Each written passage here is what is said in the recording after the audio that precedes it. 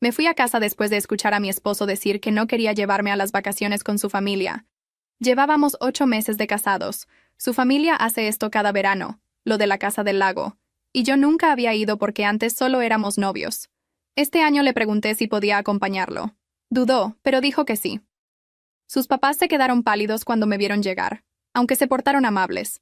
Sus dos hermanos llevaron a sus esposas y a sus hijos. Yo traté de hacerme útil.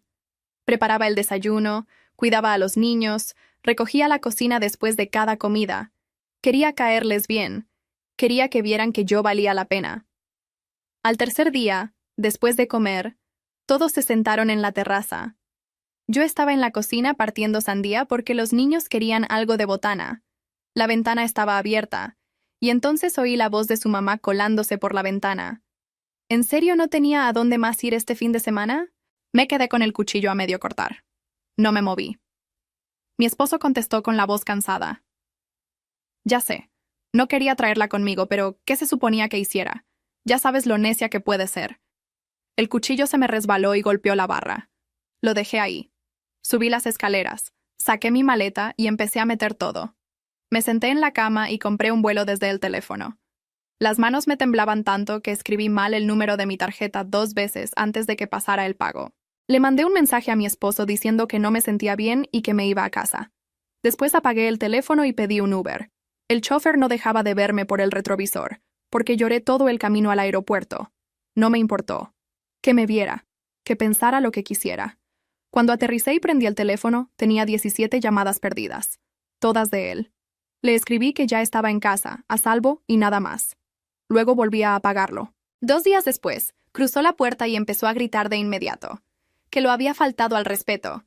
Que lo había avergonzado frente a toda su familia desapareciendo así, como si nada. Lo corté en seco. Escuché lo que dijiste. ¿Qué? Que no querías traerme. Que soy una necia. Escuché todo. Se le cambió la cara. Estabas espiando. Estaba partiendo fruta y tu mamá hablaba de mí como si fuera un caso de caridad. Una pobrecita que no tenía a dónde ir. Dijo que no debía haber escuchado una conversación privada. Que su familia necesitaba tiempo para acostumbrarse a mí y que yo me estaba metiendo en su espacio demasiado rápido. Entonces no debía haber ido. No es lo que estoy diciendo. Literalmente dijiste que no me querías ahí. Se dejó caer en el sillón y se talló la cara con las 2 manos por un largo rato. Cuando por fin levantó la mirada, sus ojos eran otros, agotados. Quieren que me divorcie de ti. Todo se detuvo. Mi mamá se enteró de que no puedes tener hijos. Alguien en nuestra boda lo ha de haber mencionado. Ella se quedó con la palabra en la boca, mirándome como si yo fuera a terminar la frase por él. Y lo hice. Ella decidió que no sirvo. Por eso quieren que me dejes. Tyler no me corrigió. Bajó la vista al piso y se quedó callado. Y ese silencio me dijo más que cualquier cosa que pudiera haber dicho. Me senté en el brazo del sillón porque las piernas ya no me aguantaban del todo, pero no iba a llorar enfrente de él. No otra vez. ¿Quién lo dijo? Pregunté. ¿Quién en nuestra boda le fue a contar a tu mamá que yo no puedo tener hijos? Se talló la nuca. No sé. Mi mamá nada más dijo que alguien lo mencionó, que se enteró ese día. Alguien lo mencionó, repetí. Las palabras me supieron raras en la boca. ¿Y tú le creíste? ¿Así nomás? Camila, no es tan fácil. Sí es fácil. ¿Tú me viste a mí entrar a un consultorio alguna vez? ¿Me acompañaste a algún estudio, a algún análisis? ¿Alguna vez en 8 meses de casados o en los 2 años de antes yo te dije que no podía embarazarme? Abrió la boca y no le salió nada, porque la respuesta era no. Nunca. Yo jamás me había hecho un solo examen de fertilidad. No tenía idea de si podía o no podía, porque nunca lo habíamos intentado en serio. Y nunca un doctor me había dicho una sola palabra sobre eso. Entonces me acordé. La boda. La mesa del fondo, ya tarde, cuando casi todos andaban con las copas de más. Mi tía Lucía, que me crió como si fuera mi segunda madre, platicando con Karen en una esquina. Yo pasé cerca con un plato y alcancé a oír un pedacito. Algo de cuando estaba chica, algo de el susto que nos dio. A los 19 me habían quitado un quiste. Me operaron, me recuperé, y el doctor dijo que todo había quedado bien, que más adelante, cuando yo quisiera, a lo mejor iba a necesitar un poco de paciencia. Eso fue todo. Nada de no puedes. Nada definitivo. Una frase suelta de hace años que mi tía contó con cariño, medio entonada, sin saber a quién se la estaba contando. Y Karen la agarró. La masticó. La convirtió en una sentencia. Fue mi tía, dije, más para mí que para él. Tu mamá oyó una historia a medias en la fiesta y decidió que yo era un problema, y ni siquiera vino a preguntarme. ¿Ni tú? Tyler levantó la cara. ¿Entonces sí puedes? ¿Sí podemos tener hijos? Y ahí, en esa pregunta, entendí todo. No me preguntó si estaba bien. No me preguntó por la operación, por el susto, por lo que yo había sentido a los 19 años en una cama de hospital sola. Me preguntó si yo todavía servía para lo que ellos querían de mí, si la mercancía seguía en buen estado. Sentí algo frío bajarme por el pecho, y por primera vez en toda la noche se me quitaron las ganas de llorar. No sé, contesté. ¿Y sabes qué? No te lo voy a averiguar a ti. Camila. Quiero el divorcio. Lo dije sin levantar la voz, y por eso pegó más fuerte. Tyler se quedó tieso en el sillón. No estás hablando en serio. Estás enojada, es normal, pero... Llevo 3 días sintiéndome la mujer más desechable del mundo por algo que tu familia inventó en una esquina de mi propia boda. No estoy enojada, estoy decidida. Es diferente. Me levanté, caminé al cuarto, saqué otra vez la maleta que apenas había desempacado y empecé a doblar mi ropa. Él me siguió, hablándome de la familia, de que le diéramos tiempo, de que su mamá podía cambiar de opinión si yo me hacía los estudios y salía bien. Me detuve con una blusa en las manos. ¿Me oíste? Tu solución es que yo vaya, me haga los exámenes y le lleve los resultados a tu mamá como quien lleva una boleta de calificaciones, para que me deje quedarme en su familia. No lo dije así. Lo dijiste exactamente así. Terminé de empacar en silencio. Cerré el cierre de la maleta y el sonido se quedó colgado en el cuarto. Tyler se sentó en la orilla de la cama y dejó de pelear. Creo que por fin se dio cuenta de que yo ya no estaba ahí para que me convencieran. Esa noche me quedé en un hotel cerca del aeropuerto, el mismo rumbo donde había aterrizado llorando 3 días antes. Pero ya no lloré. Me senté en la cama con el teléfono en la mano y abrí la página de la clínica. No me iba a hacer los estudios por Karen. No por Tyler. No para entregarle a nadie una prueba de que yo valía la pena. Lo iba a hacer por mí, porque a los 19 un doctor me había hablado de mi propio cuerpo y yo nunca había vuelto a preguntar. Porque estaba harta de que otros decidieran lo que pasaba dentro de mí sin que yo supiera la verdad. Agendé la cita para el lunes a las 8 de la mañana. Apagué la luz. Y por primera vez en mucho tiempo, lo último que sentí antes de dormir no fue miedo. Fueron ganas de saber. El lunes llegué a la clínica 20 minutos antes de la cita. Me senté en la sala de espera con las manos entre las rodillas, mirando una pecera que tenía 2 peces naranjas dando vueltas. Una mujer embarazada hojeaba una revista frente a mí. Otra mecía una carriola. Por un segundo pensé en levantarme y salir corriendo. Pero me quedé. No había manejado 40 minutos desde el hotel para echarme para atrás en la puerta. Una enfermera dijo mi nombre. ¿Camila Herrera? Me llevó a un consultorio con olor a alcohol y a papel limpio. La doctora era una mujer de unos 50 años, cabello entrecano recogido en una cola, lentes en la punta de la nariz. Me extendió la mano y me la apretó fuerte, sin prisa. Soy la doctora Beltrán. Cuénteme qué la trae. Le conté todo de corrido, porque si me detenía sabía que se me iba a quebrar la voz. El quiste a los 19. La operación. Que nunca había vuelto a revisarme. Que nunca me había hecho un solo estudio de fertilidad, y que ahora alguien había decidido por mí que yo no podía tener hijos. La doctora Beltrán no me interrumpió ni una vez. Cuando terminé, dejó la pluma sobre el escritorio. ¿Y usted qué quiere saber? La pregunta me agarró desprevenida. Parpadeé. La verdad. Solo quiero saber la verdad sobre mi propio cuerpo, aunque sea mala. Pero que me la diga un doctor, no la mamá de mi esposo en una terraza. Algo en su cara se suavizó. Eso me parece muy justo. Vamos a hacerlo bien, entonces. Le voy a pedir un ultrasonido y un perfil hormonal completo. Hoy mismo le saco sangre. El ultrasonido se lo hago ahorita. Me pasaron a un cuarto con una camilla. El gel estaba frío en la piel. Miré el techo mientras la doctora movía el aparato y veía la pantalla que yo no alcanzaba a entender. Apreté los dientes esperando que frunciera el ceño, que hiciera ese ruidito con la boca que hacen los doctores cuando encuentran algo malo. No lo hizo. Sus ovarios se ven bien, dijo, sin levantar la vista de la pantalla. Veo la cicatriz de la cirugía, pero el ovario quedó funcional. El otro está perfecto, útero normal. No veo nada que me preocupe a simple vista. No dije nada. Tenía un nudo en la garganta y no quería soltarlo todavía. Los estudios de sangre nos van a dar el panorama completo, siguió. Pero le voy a ser honesta. Lo que veo aquí no es el cuerpo de una mujer que no puede embarazarse. Esperemos los números, ¿sí? No se adelante ni para bien ni para mal. Me limpié el gel con una toalla de papel y me vestí con las manos temblando. No de miedo. De otra cosa que todavía no sabía nombrar. Los resultados tardaron 3 días. 3 días en los que el teléfono no dejó de sonar.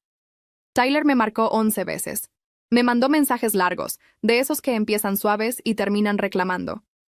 Solo quiero saber que estás bien. Mi mamá no quiso decirlo de esa forma. Si te haces los estudios y todo sale bien, podemos arreglar esto. Cada mensaje me daba más claro lo mismo. Para él, el problema no era cómo me habían tratado. El problema era que faltaba el papel que me hiciera aceptable otra vez. No le contesté ninguno. El jueves volví a la clínica. La doctora Beltrán tenía mis resultados impresos sobre el escritorio. Me senté y junté las manos. Camila, sus hormonas están en orden. Reserva ovárica normal para su edad. Tiroides bien. No hay ningún indicador de infertilidad. Médicamente, no hay nada que le impida embarazarse si algún día usted lo decide. Las palabras tardaron en aterrizar. Las oí, pero mi cuerpo no terminaba de creerlas. ¿Está segura? Tan segura como puede estarlo la medicina. Le voy a dar copia de todo. Estos papeles son suyos. Hizo una pausa. Le voy a decir algo que no me corresponde como médica, pero sí como mujer. La persona que dijo que usted no servía no estaba hablando de su cuerpo. Estaba hablando de cómo la ve. Y eso ningún estudio se lo va a arreglar. Salí de ahí con un sobre amarillo en las manos. Me senté en el coche en el estacionamiento y por fin lo solté. Lloré, pero no como había llorado en el Uber rumbo al aeropuerto. Esta vez no era de vergüenza. Era de rabia y de alivio al mismo tiempo, todo revuelto, las dos cosas peleándose por salir. Me habían descartado por una mentira. Karen le había puesto a su hijo en la cabeza que yo era una mujer rota, defectuosa, que no valía la pena conservar. Y Tyler lo había aceptado sin preguntarme, sin acompañarme, sin dudarlo ni un día. Habían firmado mi sentencia con la información de una plática de borrachos en una boda. Abrí el chat de Tyler. Tenía 2 mensajes nuevos sin leer. Mis dedos se quedaron sobre la pantalla. Por un momento quise hacerlo. Mandarle la foto de los resultados con una sola línea. Mira lo que tu familia tiró a la basura. Quería verlo tragarse cada palabra, pero bajé el teléfono. Si le mandaba esos papeles, le estaba dando exactamente lo que pidió. La boleta de calificaciones. La prueba de que yo seguía siendo buena mercancía, de que la familia se había equivocado de cálculo. Y entonces volverían, no porque me valoraran, sino porque el producto resultó estar bien. No, esos resultados no eran de ellos. Eran míos. La verdad sobre mi cuerpo no iba a ser una carta de negociación para que me dejaran sentarme otra vez en su mesa. Guardé el sobre amarillo en la guantera. Encendí el coche. Y por primera vez en 4 días pensé en algo que no tenía nada que ver con Tyler ni con Karen. ¿Dónde iba a vivir? ¿Qué iba a hacer? ¿Quién iba a ser yo ahora que ya no estaba esperando que nadie me aprobara? Esa misma tarde busqué departamentos en renta del otro lado de Houston, lejos de la colonia donde vivía la familia Anderson. Apunté 3 direcciones en una servilleta. No tenía un plan completo todavía. Pero tenía un sobre amarillo en la guantera que decía, en blanco y negro, que yo no estaba rota. Y eso, por ahora, era suficiente para empezar. El departamento que renté quedaba en el 2º piso de un edificio sin elevador, del otro lado de Houston. Tenía una recámara, una cocina del tamaño de un closet y una ventana que daba a un estacionamiento. La primera noche dormí en el piso, sobre una cobija doblada, porque todavía no tenía cama. Me quedé mirando el techo blanco sin una sola grieta y, por raro que suene, dormí mejor que en los últimos meses en la casa de Tyler. Esa casa siempre había olido a la vela de canela que a Karen le gustaba regalarnos. Mi departamento olía a pintura nueva y a nada más. Era mío. Nadie iba a entrar sin tocar. Nadie iba a hablar de mí en la otra habitación. A los 3 días de mudarme, regresé a la clínica a recoger una copia de mi expediente que había pedido. La recepcionista me dijo que la doctora Beltrán quería verme un momento. Pensé que algo estaba mal con mis estudios. No era eso. Camila, le voy a preguntar algo directo. dijo, parada en la puerta de su consultorio con una taza de café en la mano. ¿Está trabajando ahorita? No, dejé mi empleo cuando me casé. Mi esposo decía que no hacía falta. La doctora apretó los labios, como aguantándose un comentario. La chica de la recepción se va por maternidad en 2 semanas. No es un puesto glamoroso. Contestar teléfonos, agendar, manejar expedientes, cobrar. Paga decente, con seguro. Si le interesa, el puesto es suyo. La vi llenar las formas el primer día. Letra ordenada, hace preguntas correctas. Eso no se enseña. Me quedé callada un segundo de más. ¿Por qué me lo ofrece a mí? Porque usted llegó sola a averiguar la verdad sobre su cuerpo cuando todos a su alrededor ya habían decidido por usted. Esa clase de terquedad me sirve en una recepción. Acepté antes de pensarlo demasiado. Y fue lo mejor que hice en semanas. Empecé el lunes siguiente. Las primeras mañanas llegaba tensa, con miedo de equivocarme, de que se notara que llevaba años sin trabajar. Pero el teléfono no juzgaba. Los expedientes no me veían de reojo. Aprendí el sistema en 3 días. Para la segunda semana ya conocía de nombre a las pacientes que venían seguido, a las señoras que llegaban nerviosas a su primera cita, a las muchachas que entraban tomadas de la mano de su mamá. Veía a esas mujeres pasar todo el día, mujeres preocupadas por sus cuerpos, por lo que les iban a decir, por lo que significaban los resultados. Y desde la recepción yo era la primera cara amable que veían. Les explicaba los formularios, les decía que respiraran. Algo en eso me iba acomodando por dentro, pieza por pieza. Una tarde llegó una muchacha de unos 20 años, sola, apretando su bolsa contra el pecho. Le temblaba la mano al llenar la forma. Me dijo en voz bajita que su novio la había dejado porque un doctor le había dicho que a lo mejor le costaría embarazarse, y que venía a ver si era cierto. Sentí algo conocido subirme por la garganta. Oiga, le dije, inclinándome sobre el mostrador. Pase, hágase los estudios completos y escuche solo lo que le diga el médico.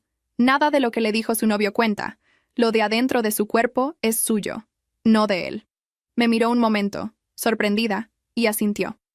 Cuando salió de la cita, traía la cara más tranquila. Me dio las gracias en la puerta. Yo me quedé pensando que esas palabras se las estaba diciendo también a mí misma, todos los días, sin haberme dado cuenta. Volví a buscar a Renata, mi amiga de toda la vida, la que había sido mi dama de honor y a la que casi había dejado de ver en los 2 años con Tyler, porque a él nunca le caían bien mis amigas, decía que eran demasiado escandalosas. Le marqué una tarde con miedo de que estuviera enojada por mi desaparición. Contestó al segundo timbre. «Camila, por Dios, hasta que apareces. ¿Dónde andabas?» No me reclamó. Esa misma semana llegó a mi departamento con 2 bolsas del súper, una botella de vino barato y una sartén que le sobraba. Cocinamos en mi cocina diminuta, sentadas en el piso porque todavía no tenía sillas. Le conté todo. La casa del lago, la terraza, los estudios, el sobre amarillo en la guantera. Cuando terminé, Renata dejó su copa en el suelo. O sea que te tiraron a la basura por un chisme que tu tía soltó borracha en tu boda, y ni te preguntaron. Exacto. ¿Y tú les vas a mandar los estudios? No. Renata sonrió despacio. Esa es mi Camila. Creí que el matrimonio te la había apagado. No le dije nada, pero esa frase me dio vueltas en la cabeza toda la noche. Porque tenía razón. Durante 2 años me había ido haciendo chiquita sin darme cuenta. Dejé el trabajo. Dejé a mis amigas. Dejé de opinar en las cenas para no incomodar a Karen. Me había convertido en una versión callada y útil de mí misma, esperando que algún día la familia me aceptara si me portaba lo suficientemente bien. Y nunca iba a pasar. Esa era la parte que más dolía. Yo podía haber sido perfecta y de todos modos habrían encontrado la forma de que sobrara. Mientras tanto, me llegaban pedazos de información del otro lado. Renata seguía siendo amiga de una prima de Tyler en redes. Por ahí me enteré de lo que andaban diciendo. Qué pobre Tyler, que yo lo había abandonado en plena reunión familiar. Que andaba destrozada, que me había ido a esconder porque no soportaba la vergüenza. Karen le contaba a quien la quisiera oír que yo siempre fui inestable, que ella lo había visto venir desde la boda. Me daban por acabada, por una mujer rota que se había arrastrado de regreso a un departamentucho a lamerse las heridas. Leí esos chismes sentada en mi cama nueva, la que por fin había comprado y armado yo sola con un desarmador prestado. Tenía un trabajo. Tenía a Renata de vuelta. Tenía un sobre amarillo que decía que mi cuerpo estaba entero, Y tenía, por primera vez en años, las noches en silencio sin que nadie me hiciera sentir de más. Que pensaran que estaba acabada. Mejor. Mientras me creyeran en el piso, no iban a ver lo que estaba haciendo de pie. Apagué el teléfono y seguí armando el buró. Los papeles del divorcio llegaron un martes, en un sobre blanco que un mensajero me dejó en la recepción de la clínica. Reconocí el membrete del bufete antes de abrirlo. Trabajaban para la familia Anderson desde hacía años. Karen presumía que eran los mejores de Houston. Esa noche, Tyler me marcó. Por primera vez en semanas le contesté. Camila. Gracias por tomar la llamada. Su voz sonaba ensayada, cuidada. Supongo que ya te llegaron los documentos. Sí. Quiero que esto sea civilizado. No tenemos que pelear. Mi abogado preparó algo justo. Tú te quedas con tus cosas, yo con las mías, y lo firmamos sin hacernos daño. ¿Podemos vernos el jueves? Lo escuché y me di cuenta de algo. Tenía prisa. Toda esa cordialidad de manual era para una cosa, que firmara rápido y sin estorbar. ¿Por qué tanta prisa, Tyler? Hubo un silencio del otro lado. No es prisa. Es que no tiene caso alargarlo. No le creí, pero no discutí. El jueves manejé hasta una cafetería que él eligió, en una zona elegante cerca de la oficina de su abogado. Llegué puntual. Tyler ya estaba ahí, con una carpeta y 2 cafés que había pedido sin preguntarme. Se levantó a medias cuando me vio, ese gesto torpe de quien no sabe si saludar o no. Lo que no esperaba era que Karen estuviera con él. Estaba sentada a su lado, con un pañuelo de seda al cuello y los labios apretados en esa sonrisa que nunca le llegaba a los ojos. Me miró de arriba a abajo, buscando, estoy segura, a la mujer destrozada que sus chismes habían inventado. Buscando ojeras, ropa arrugada, manos temblorosas. No las encontró. Yo había salido del trabajo, traía una blusa planchada, el cabello recogido, y dormía bien desde hacía semanas. Camila, dijo Karen alargando mi nombre. ¿Te ves? Distinta. Estoy bien, gracias. ¿Vino a supervisar la firma? Se le tensó la sonrisa. Vine a apoyar a mi hijo. Esto ha sido muy duro para él. Me senté sin tocar el café que Tyler me había pedido. Abrí la carpeta, saqué los papeles y empecé a leerlos con calma, página por página. Sentía las 2 miradas encima, esperando algo. Esperaban que llorara, que reclamara, que les rogara una segunda oportunidad, o por lo menos que les gritara para poder contarle a la familia que yo era inestable, como siempre habían dicho. No hice nada de eso. Leí. Pregunté 2 detalles concretos sobre el coche y el depósito de la renta del departamento viejo. Tyler contestó tartamudeando. ¿Trajiste un abogado? Preguntó Karen mirando alrededor. No me hace falta. Estos papeles dicen que cada quien se queda con lo suyo. Lo mío siempre estuvo a mi nombre. Me parece bien. Saqué mi propia pluma de la bolsa. No iba a usar la de ellos. Tyler se removió en la silla. Camila, no tienes que firmar hoy si necesitas pensarlo. Podemos darnos tiempo. Y ahí estaba otra vez. La duda en su voz. Era él quien necesitaba tiempo, no yo. Levanté la vista. ¿Por qué de repente quieres darme tiempo? Hace 2 meses tu mamá decidió que yo no servía y tú firmaste sin pensarlo. Ahora que estoy lista para firmar, ¿te entra la duda? Karen intervino cortante. No seas grosera. Mi hijo está siendo generoso. Su hijo está siendo rápido, contesté sin subir la voz. Y usted también. Hay alguien, ¿verdad? Ya le tiene a alguien en la mira a Tyler. Alguien que sí le va a dar los nietos que quiere. El silencio que siguió me lo confirmó todo. Karen no lo negó. Apartó la mirada hacia la ventana. Tyler bajó los ojos a su café. Sentí una punzada, no lo voy a negar. No por él, sino por lo barata que había sido. 8 meses de matrimonio y ya tenían a la reemplazo lista, como quien aparta el siguiente coche antes de entregar el usado. Apreté la pluma un poco más fuerte. La tinta dejó un puntito grueso en el margen de la hoja. Respiré por la nariz, despacio, hasta que la mano se me calmó. No iba a darles ni una lágrima para llevarse de recuerdo, pero no dejé que se me notara. Firmé. Una página, la otra, letra ordenada como siempre. Cuando terminé, junté los papeles, los emparejé contra la mesa y se los devolví a Tyler. Listo. Felicidades por seguir adelante. Me levanté. Karen me miró con algo nuevo en la cara. No era desprecio. Era desconcierto. Había venido a ver un derrumbe y se topó con una mujer que firmaba su divorcio con mano firme y se iba sin llorar. ¿Eso es todo?, preguntó casi sin querer. Eso es todo. Ustedes querían que me fuera. Ya me voy. No entiendo qué más esperaban. Tyler se paró de golpe. Camila, espera. ¿De verdad estás bien? No pareces, no sé. Pensé que esto sería distinto. Me detuve junto a la puerta y lo miré. Por un segundo vi al hombre del que me había enamorado, el de antes de su familia, el de antes de la terraza, pero solo por un segundo. Pensaste que iba a rogar. Los dos lo pensaron, por eso vinieron juntos para verlo. Lamento decepcionarlos. Salí a la calle. El sol pegaba fuerte sobre el estacionamiento y el aire olía a asfalto caliente. Subí a mi coche, puse las manos en el volante y respiré. No estaba temblando. No tenía ganas de llorar. Tenía hambre, de hecho. Unas ganas tontas de irme a comer unos tacos con Renata y contarle la cara que había puesto Karen. Arranqué. En el espejo retrovisor los vi quedar separados en la banqueta, madre e hijo, con la carpeta en la mano y sin la escena que habían ido a buscar. Lo que ni ellos ni yo sabíamos todavía era que esa reemplazo perfecta, esa otra mujer que sí le iba a dar nietos a Karen, estaba a punto de destapar la única verdad que faltaba. Y no iba a ser sobre mi cuerpo. Pasaron casi 6 meses. El divorcio quedó firme. Yo seguía en la clínica, pero ya no en la recepción.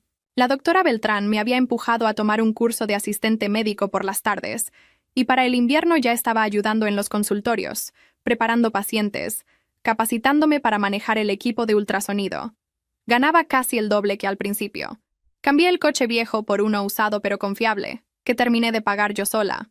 Renata decía que se me había vuelto a meter la luz en la cara. No pensaba en Tyler casi nunca, hasta que un jueves, al salir del trabajo, lo vi parado junto a mi coche en el estacionamiento de la clínica. Estaba más delgado. Tenía ojeras y la barba mal rasurada. La camisa, antes siempre planchada por su mamá o por mí, traía las mangas arrugadas. Hola, Camila. Me detuve a unos metros, con las llaves en la mano. ¿Cómo supiste dónde trabajo? Renata se lo dijo a mi prima hace tiempo. No vine a molestarte, solo. Necesito hablar contigo 5 minutos. Por favor. Pude haberme subido al coche y arrancado. Lo pensé. Pero había algo en su cara, una especie de derrumbe que me hizo quedarme. No por él. Por curiosidad, supongo. 5 minutos. Se recargó en el coche de junto y se talló la cara con la mano, igual que aquella noche en el sillón. Megan y yo intentamos tener un bebé. Megan. La reemplazo tenía nombre. Llevábamos meses. No pasaba nada. Ella se hizo todos los estudios. Salió perfecta. Entonces el doctor me pidió que me los hiciera yo. Se quedó callado. Yo no dije nada. No iba a ayudarlo a soltarlo. Soy yo, Camila. Siempre fui yo. Tengo un problema de... Los números están muy bajos. El doctor dice que es muy poco probable que yo pueda tener hijos de forma natural. Nunca fuiste tú. Era yo todo este tiempo. Esperé a sentir algo. Triunfo, tal vez. Esas ganas que tuve hace meses de restregárselo en la cara. Pero no llegó. Solo sentí un cansancio raro. Como cuando por fin te quitan un peso que ya ni recordabas que cargabas. ¿Y tu mamá ya lo sabe? Pregunté. Bajó la mirada. Sí, está.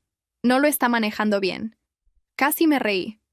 La mujer que me había sentenciado en una terraza, que le había dicho a medio Houston que yo era una inválida, que ya tenía la nuera de repuesto comprada. Y resultó que el defecto que tanto le asustaba lo traía su propio hijo, el que ella veía perfecto. ¿A qué viniste, Tyler? Dio un paso hacia mí. Yo no me moví, pero algo en mi cara lo hizo detenerse. A pedirte perdón. Me equivoqué. Dejé que mi mamá decidiera por mí. Te tiré sin preguntarte, por un chisme, y resulta que la persona rota era yo. He pensado en ti todos los días. Tú nunca me presionaste con nada. Megan y yo. No es lo mismo. Ella ya se quiere ir. Tragó saliva. Quiero intentarlo de nuevo. Contigo. Tú y yo nunca necesitamos hijos para estar bien. Podemos adoptar. ¿O no? No me importa. Solo. Quiero que regreses. Y ahí estaba. La parte donde, en otra versión de mi vida, yo lo habría abrazado llorando, agradecida de que por fin me vieran. La Camila de hace 2 años lo habría hecho, la que se hacía chiquita para que la quisieran, pero esa mujer ya no existía. Tyler, ¿te das cuenta de lo que me estás diciendo? Hablé despacio, sin rabia, porque ya no la tenía. Me quieres de regreso ahora que descubriste que el problema eras tú. O sea que tu cariño nunca tuvo que ver conmigo. Cuando creíste que yo era la defectuosa, me echaste. Ahora que el defectuoso eres tú, me buscas. Sigo siendo, para ti, una pieza que sirve o no sirve según convenga. No es así. Es exactamente así. Cuando pensaste que yo no podía darte hijos, no me preguntaste cómo me sentía. Me reemplazaste en 2 meses. Ahora vienes porque te quedaste sin opciones, no porque me valores. Se le llenaron los ojos. Antes, verlo así me habría destrozado. Te amo, Camila, eso es verdad. Te creo, pero me amas ahora que me necesitas. No es lo mismo que respetarme. Y yo ya aprendí la diferencia, por las malas. Me acordé del sobre amarillo en la guantera, el que llevaba 6 meses guardando sin enseñárselo a nadie. Por un instante pensé en sacarlo y aventárselo en el pecho. Mira, esto es lo que tu familia tiró sin preguntar. Pero ya no lo necesitaba. Esos papeles me habían servido a mí para creerme entera, no para convencer a Tyler de nada. Que se quedara con su duda. Yo ya no le debía explicaciones. ¿Sabes qué es lo más triste? Le dije. Que si tu mamá me hubiera preguntado en vez de sentenciarme, yo te habría acompañado a ti a hacerte los estudios. Me habría quedado contigo aunque el problema fuera tuyo. Eso es lo que tú tiraste a la basura. No una mujer que sirviera para algo. Una que se quedaba. Abrí la puerta de mi coche. Él puso la mano en el filo, no con fuerza, casi como un ruego. ¿Ni siquiera lo vas a pensar? Lo miré, de verdad lo miré, por última vez. Ya no había rencor, tampoco amor. Solo un hombre cansado que había perdido algo que nunca supo cuidar. No tengo nada que pensar. Yo ya me fui hace meses, Tyler. Solo que tú apenas te estás dando cuenta. Hice una pausa. Tu mamá te enseñó a medir a las mujeres por lo que pueden entregar. Espero que el golpe te sirva para desaprenderlo. Por la próxima, no por mí. Quitó la mano. Me subí al coche, encendí el motor y salí del estacionamiento sin mirar atrás. Por el espejo lo vi quedarse ahí parado, solo, entre los coches, igual que había dejado a Karen y a él en aquella banqueta meses atrás. Manejé a casa con las ventanas abajo. No lloré. Puse música de la que a Tyler nunca le gustaba y la subí fuerte. En el primer alto saqué el teléfono y le escribí a Renata. No te vas a creer quién me estaba esperando hoy. Te invito a la cena y te cuento. Por primera vez, la historia de mi divorcio no me dolía al contarla. Me daba casi un poco de gusto. 1 año y medio después de firmar el divorcio, terminé mi certificación. La doctora Beltrán me entregó el papel ella misma, en su consultorio, con un café de por medio como el primer día. Técnica en ultrasonido, dijo, leyendo el diploma en voz alta. La mejor que he tenido, y eso que entró a contestar teléfonos. Para entonces la clínica había crecido. Abrimos un segundo local del otro lado de la ciudad, y la doctora me puso a cargo del área de imagen. Ya no era la recepcionista nerviosa que dormía en el piso de un departamento prestado. Manejaba el equipo, capacitaba a las nuevas, hablaba con las pacientes antes y después de cada estudio. Las mismas mujeres asustadas que yo había sido, sentadas en esa camilla con el gel frío en la piel, esperando que alguien les dijera la verdad sobre su propio cuerpo. Y la primera cara que veían ahora era la mía. Compré una casa, pequeña, de 2 recámaras, con un patio donde cabía una mesa y 2 sillas. Firmé los papeles yo sola, con mi nombre, sin que nadie me dijera que no hacía falta. La primera noche dormí en una cama de verdad, en mi cuarto, con las llaves de algo mío sobre el buró.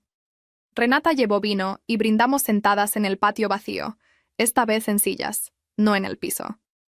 De la familia Anderson me llegaban noticias sueltas, cada vez menos. Megan dejó a Tyler unos meses después de aquel encuentro en el estacionamiento. No aguantó vivir con un hombre que se la pasaba arrepintiéndose de otra. Tyler se mudó solo a un departamento. Karen, según Renata, ya no presumía nueras ni nietos en sus reuniones. Había aprendido a quedarse callada en ese tema. Pensé que nunca volvería a saber de ellos directamente. Hasta que un martes Karen apareció en la clínica. La vi desde el pasillo. Estaba en la recepción, más vieja, con el cuello sin pañuelo de seda y las manos inquietas sobre la bolsa. No venía de paciente. Venía a buscarme. La recepcionista me miró sin saber qué hacer. Le hice una seña de que estaba bien y salí a recibirla. Camila. Le costó decir mi nombre. Te ves muy bien. Gracias. ¿En qué le puedo ayudar? Se quedó mirando alrededor. Las paredes limpias, las pacientes en la sala, mi bata con mi nombre bordado en el pecho. Vi cómo se le iba acomodando en la cabeza donde estaba parada, que la mujer que ella había declarado inservible dirigía aquel lugar. Quería hablar contigo, pedirte, una disculpa, supongo. Lo que pasó no estuvo bien. Yo no debí decir lo que dije sin estar segura. Esperé. No la ayudé a sentirse mejor. Ese trabajo ya no era mío. Me equivoqué contigo, siguió, con la voz más baja. Y la vida me lo cobró. Mi hijo está solo. Yo no tengo los nietos que tanto quería. A veces pienso que si yo no me hubiera metido... Sí se metió, dije, sin dureza, solo con la verdad. Usted decidió en una terraza que yo no servía, por un chisme que oyó en mi boda. Ni me preguntó, ni dejó que su hijo me preguntara. Y cuando resultó que el problema nunca fue mío, no vino a disculparse. Viene ahora, año y medio después, cuando ya se le acabaron las opciones. Bajó la cabeza. Tienes razón. La perdono, le dije. Y era cierto. No por usted, por mí. Porque cargar su error me pesa más a mí que a usted. Pero perdonarla no quiere decir que vuelva a sentarme en su mesa. Esa parte se terminó. Karen asintió despacio. Buscó algo más que decir y no lo encontró. Le di la mano, como aquella primera vez en la casa del lago, cuando yo todavía quería que me aceptaran. Solo que ahora la que decidía el final era yo. Cuídese, Karen. Se fue. La vi cruzar el estacionamiento hasta su coche, encorvada, y por primera vez no sentí nada parecido al rencor. Tampoco lástima. Solo la calma de quien ya cerró una puerta y guardó la llave. Volví adentro. En la sala de espera, una muchacha joven llenaba un formulario con la mano temblorosa, sola, igual que aquella otra de hacía año y medio. Me acerqué, me senté a su lado y le dije que respirara, que aquí solo escuchaba lo que dijera el médico, y que lo de adentro de su cuerpo era suyo y de nadie más. La inauguración de la segunda clínica fue 2 semanas después. La doctora Beltrán dio un discurso corto y al final me llamó al frente. Dijo que el área de imagen quedaba a mi cargo en los 2 locales, y que me iba a ofrecer entrar como socia menor en cuanto juntara mi parte. Lo dijo frente a todos, frente a Renata, frente a las enfermeras, frente a pacientes que habían vuelto solo para acompañarme. Aplaudieron. Yo, que había aprendido a tragarme las lágrimas para que la familia de Tyler no se las llevara de trofeo, esta vez dejé que me salieran. No eran las mismas. Estas no dolían. Esa noche miré la sala llena de gente que sí me había elegido. Mi tía Lucía estaba ahí, la del chisme involuntario de la boda. Le había costado, pero entendió lo que su comentario había desatado, y desde entonces no se despegaba de mí. Renata repartía vasos. Nadie en ese cuarto medía mi valor por lo que mi cuerpo pudiera o no entregar. Solo veían lo que había construido. Esa noche, antes de dormir, saqué por fin el sobre amarillo de la guantera. Llevaba año y medio ahí, suavecito de tanto guardarlo. Lo metí en un cajón de mi casa, junto a las escrituras y al diploma. Ya no lo necesitaba como prueba para nadie, pero era parte de la mujer que había construido, y esa mujer guardaba sus propias verdades en su propia casa. Hoy manejo mi coche, pagado por mí, hasta una casa que es mía, donde nadie habla de mí en el cuarto de al lado. Tengo mi nombre bordado en una bata y las llaves de mi propia vida en la bolsa. No invité a Karen a la inauguración de la segunda clínica. No fue por venganza. Fue porque por fin entendí que mi valor nunca estuvo en lo que mi cuerpo podía entregarle a una familia.